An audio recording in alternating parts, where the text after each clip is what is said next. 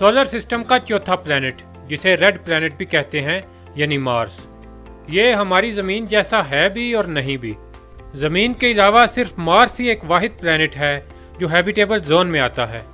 Habitable zone से मुराद है कि ना तो सूरज के इतने ज़्यादा करीब हो कि गर्मी की शिद्दत से हर चीज़ जल जाए, और ना ही इतना दूर हो कि सब कुछ जम जाए। मार्स ना तो वीनस की तरह बहुत ज़्यादा गर्म है और ना ही जुपिटर जैसा ठंडा, मगर ये काफ़ी नहीं। हैबिटेबल जोन के किनारे पर होने के बावजूद यहाँ औसत दर्जा हरारत -60 डिग्री सेल्सियस है, जो रात में -100 से भी नीचे गिर जाता है। यहाँ ना तो सांस लेने के लिए ऑक्सीजन है और ना ही मुनासिब हवा, और सबसे खतरनाक बात, यहाँ सूरज की रेडिएशन से बचने का कोई निज़ाम भी नहीं है। तो फिर साइंसदान इतने पुरुमीद क्यों हैं? उसकी वजह है पानी। मार्स पर आज भी जमा हुआ पानी मौजूद है। पोल्स पर बड़ी मिकदार में बर्फ जमी हुई है, और ऐसे शवाहिद मिले हैं कि कभी यहाँ दरिया बहते थे, यानी मार्स पर कभी जिंदगी मौजूद थी। साइज की बात करें तो मार्स ज़मीन से काफ़ी छोटा है, तकरीबन ज़मीन से आधा, और ग्रेविटी सिर्फ ज़मीन से 38% है। अगर आप ज़मीन पर 70 किलो के हैं तो मार्स पर सिर्फ 26 किलो के होंगे। साइज में बहुत छोटा होने के बावजूद मार्स पर सोलर सिस्टम का सबसे बड़ा आतिशफिशा मौजूद है, जो कि माउंट एवरेस्ट से तकरीबन 3 गुना बड़ा है।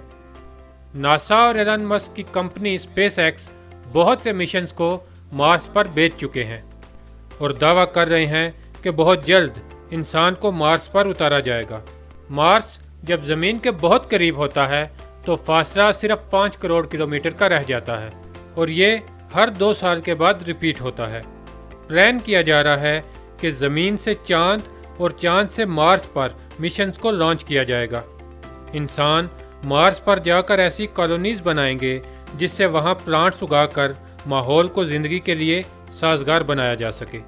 मार्स पर जो भी इंसान जाएगा वो कम से कम 2 साल के लिए वहाँ रहेगा, और इससे पहले ज़मीन पर वापस नहीं आ सकेगा, क्योंकि ज़मीन और मार्स का फासला आहिस्ते आहिस्ते बढ़कर 40 करोड़ किलोमीटर तक पहुंच जाएगा, और फिर 2 साल के बाद जब मार्स ज़मीन के करीब आएगा तो नए मिशंस लॉन्च होंगे, इंसानों का तबादला होगा, और यूं इंसान अपने नए घर को देखेंगे। ये सफ़र बिल्कुल भी आसान नहीं। न जाने मार्स कभी रहने के काबिल बन पाएगा भी या नहीं, लेकिन ज़मीन के बाद मार्स ही वो प्लैनेट है जहां ज़िंदगी मुमकिन हो सकती है। वहां नहीं तो कहीं नहीं। अगली मुलाकात के लिए चैनल को फॉलो एंड सब्सक्राइब कर लें।